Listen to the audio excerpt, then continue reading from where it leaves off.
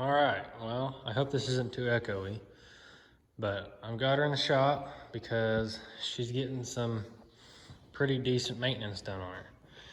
The other day we were test fitting her on the trailer and the brakes gave out.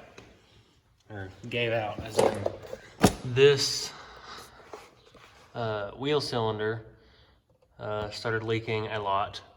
And at that point we might as well do the other wheel cylinder and brake shoes since we're doing this side.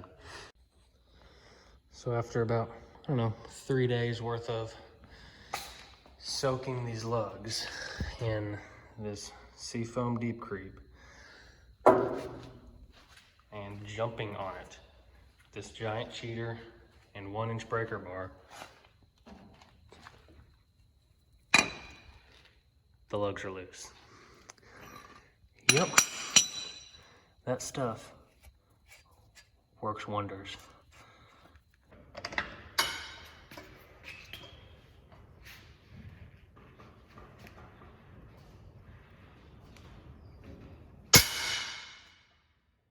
Just like that.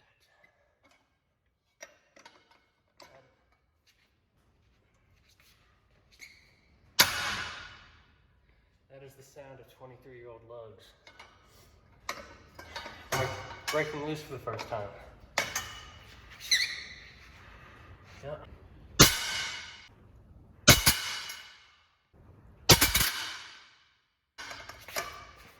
There we go.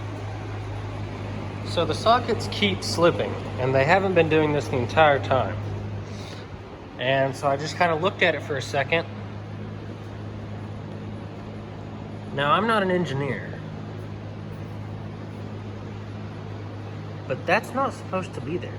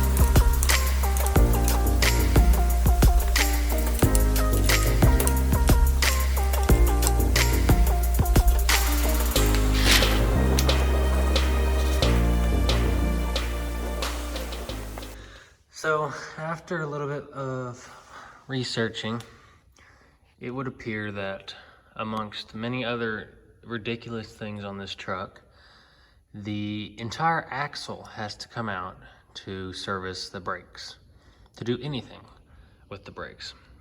Well, I might have marred the absolute crap out of this dust cover, which is threaded. Odd. Well, there you go.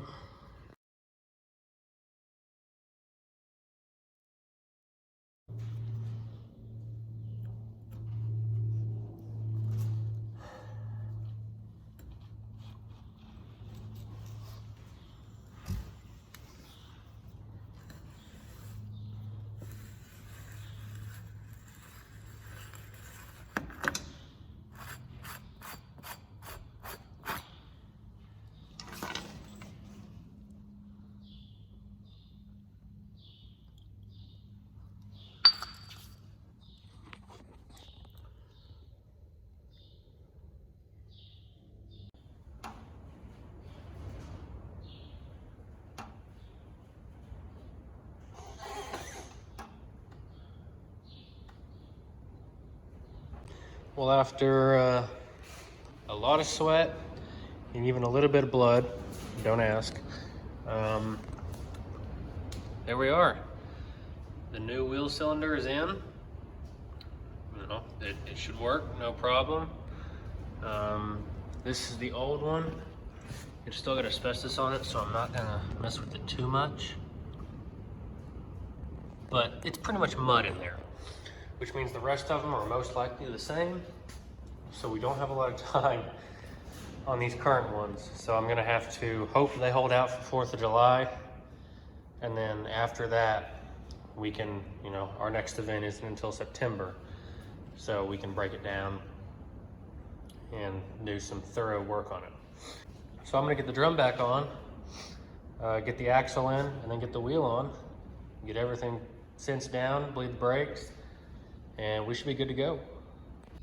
Here's a little bit better of a look at the inside of that wheel cylinder. Yeah, not good at all. All right, so pretty much the same thing. Got the drum back on, got the axle greased up, got the wheel back on. We're gonna get it on the ground, bleed the brakes, and see what happens. Everything should work. And back on the ground. So now all we gotta do is see if she stops, because that's a little bit important. Well, she's all bled, kind of. Obviously, the one that we replaced bled perfectly fine, no issues at all. The one we didn't isn't getting any fluid to it, so probably should replace it. But since we're not loaded really at all, I think I'm just gonna leave it. It's June 26th and we're in a crunch to get it ready for 4th of July.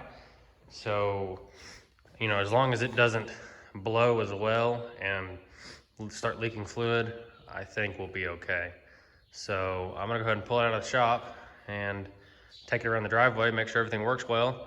And you know, this project only took a week. So in the grand scheme of things, it went okay. It just took a while. So let's see how this thing does.